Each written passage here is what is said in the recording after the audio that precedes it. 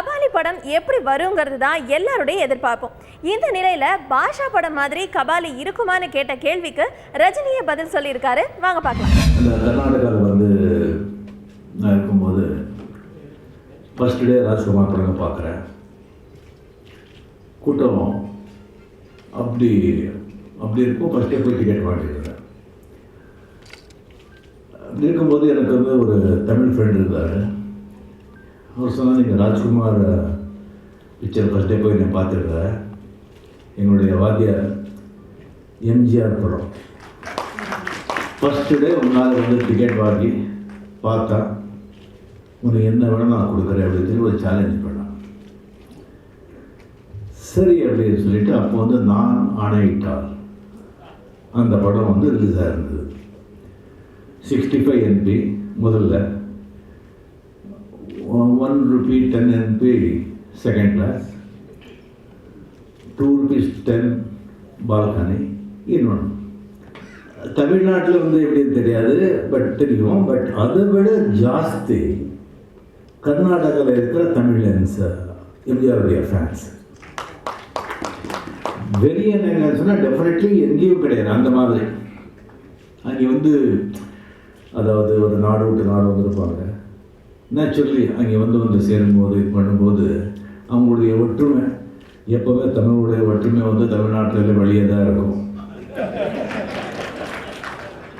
சரி, அவங்க காலையில் 5:30 மணி ராஜ்குமார் பிக்சருக்கு நம்ம கனடா ராஜ்குமார் அங்கே இருக்கும்போது ஒரு 8, 7:30 அந்த மாதிரி இருக்கிறது. 5:30க்கு போய் நான் போய் க்யூவில் நின்னேன். 65 NPக்கு கம்ப்ளீட்லி ஒரு 35-40 சீட்ஸ் அவ்வளோதான். பட் இருக்கிறது கேட்கவே வேண்டாம். 5:30 மணிலேருந்து 12 மணி 1 மணி டிக்கெட் கொடுக்குறாங்க. 7:30 வேர்த்து எப்படி கொடுத்தோம் சார், தண்ணி பக்கெட்டில் தண்ணி எடுத்து ஊற்றுவாங்க. அந்த எல்லாம் கஷ்டப்பட்டு டிக்கெட் வாங்கிட்டேன். டிக்கெட் வாங்கிட்டு அந்த படத்தை பார்த்து என் ஃப்ரெண்டு ஆடி போயிட்டான். ஸோ அந்த படம் ஒரு ப்ரொடியூசர் நம்ம ஆர்எம்பி அவர்கள் செட் ஆகிடுச்சு. நான் கேட்டேன். நான் பெரிய ஆர்டிஸ்ட் ஆன பிறகு இராணுவ வீரன் ஃபர்ஸ்ட் படம் சத்யா பிக்சர்ஸ் நான் ஆக்ட் பண்ணது. அந்த பேனரில் ஆக்ட் பண்ணும்போது எனக்கு அந்த பேங்களூர் இன்சிடென்ட் தான் ஞாபகம் வந்தது. அவ்வளோ கஷ்டப்பட்டு 65 NP படம் வாங்க அந்த ப்ரொடியூசர் அந்த பேனரில் நான் ஹீரோவை ஆக்ட் பண்ணுறதுன்னு சொல்லும்போது, நாத்திகர், காலத்தின் கட்டாயம்னு சொல்லுவாங்க, ஆன்மீகவாதிகள், இது விதி, தெய்வ செயல் அப்படின்னு சொல்லுவாங்க. இங்கே என்ன பார்த்தாலும் ஒரு காலம், அந்த காலம் எங்கிருந்து எங்கே கொண்டு வந்திருக்கிறதுன்னு பாருங்கள்.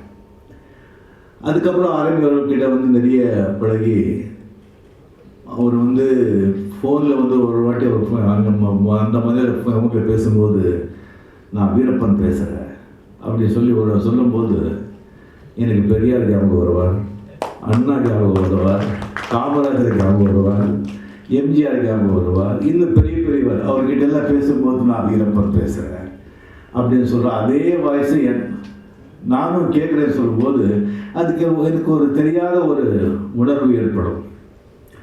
அண்ட் இந்த பாஷா படம் சார் சொன்ன மாதிரி இப்போவும் சொல்கிறாங்க, ஏன்னா இது கபாலி இருக்குது, பாஷா மாதிரி இருக்குமா அப்படின்னு சொல்லி. சத்தியமாக அது மாதிரி எதிர்பார்க்காதீங்க.